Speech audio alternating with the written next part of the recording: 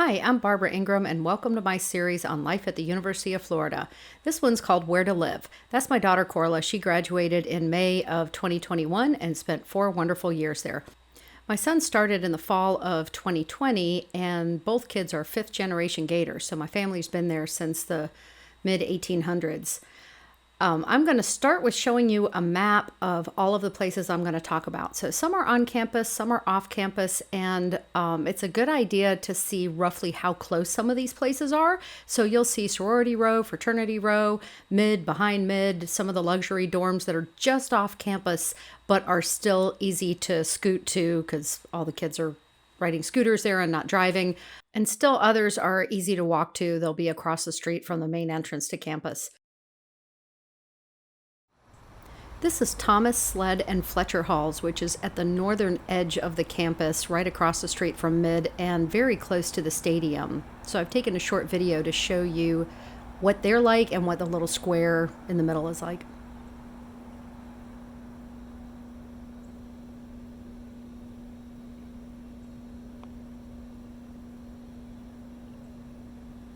This is Reed Hall, that's close to the eastern side of the campus, and ironically, the one called East Hall, this one, is near the stadium. So these are just some of the inner campus dorms.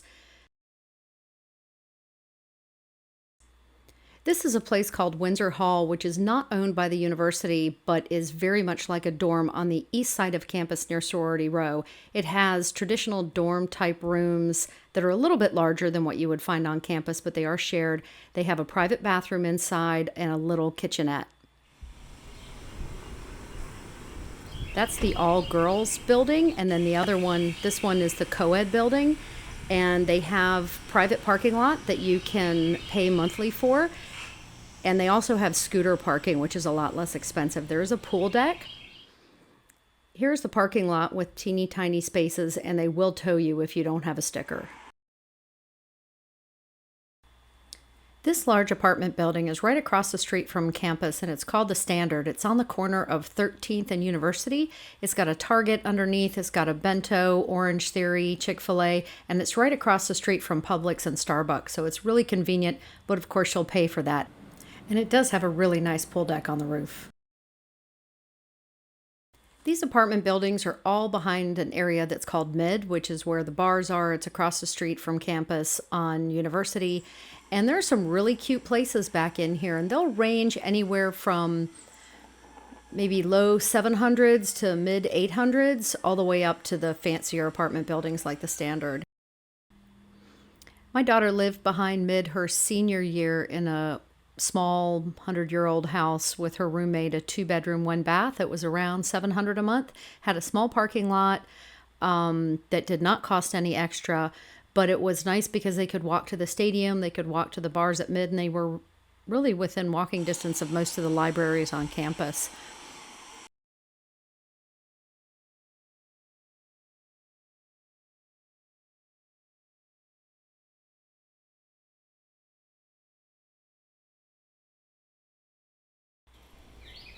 This is the house that my daughter lived in. She was on the downstairs, and then they have 2 or 3 other apartments in that building with a small parking lot that fits probably about 8 cars.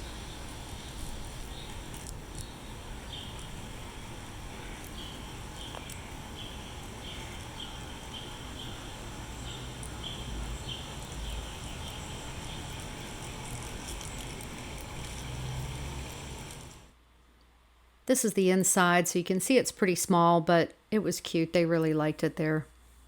Just be mindful that in these old houses, there's not a lot of soundproofing, so you can hear people walking upstairs and cars going by and people yelling. At first, you may think it's not that bad. After a while,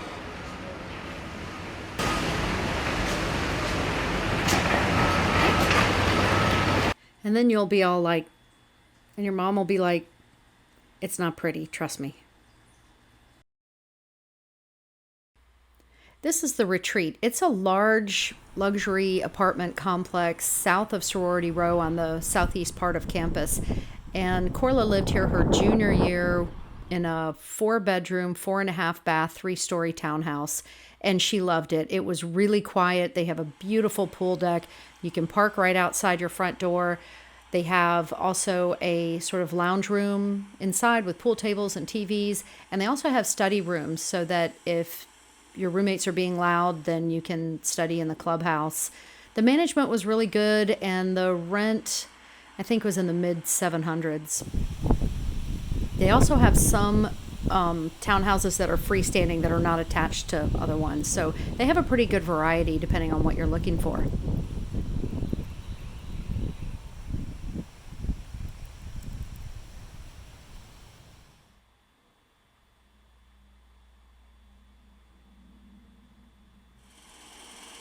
This is the pool deck, and it is really big. They have little game areas and covered cabanas, and you can barbecue, and there are hammocks, and they organize a lot of events there as well.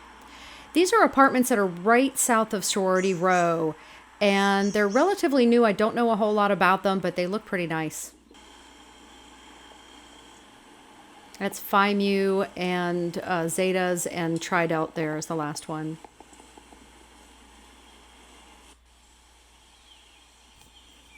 That Sigma Kappa house is pretty new, and it's absolutely beautiful inside. A friend of mine's daughter was there.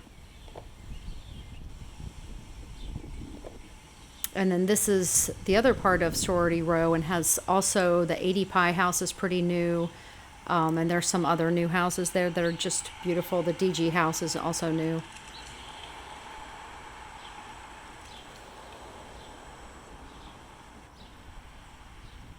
That's the 80 Pi house. My daughter's roommate was an 80 Pi.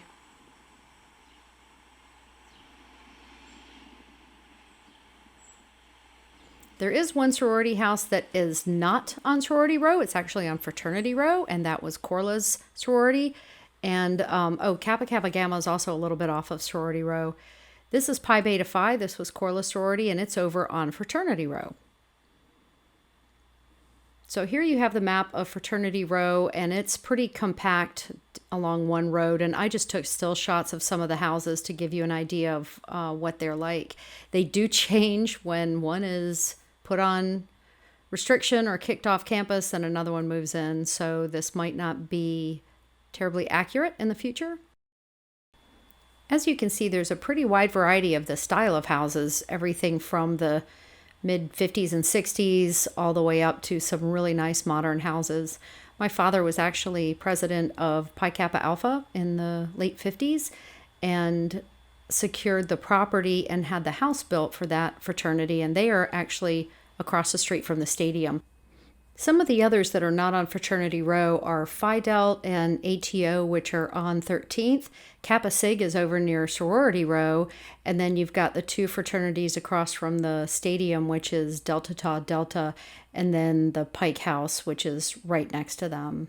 I hope this video gave you some ideas of where to live at University of Florida, and that you got a pretty good idea of the different kinds of places there are. And as always, go Gators!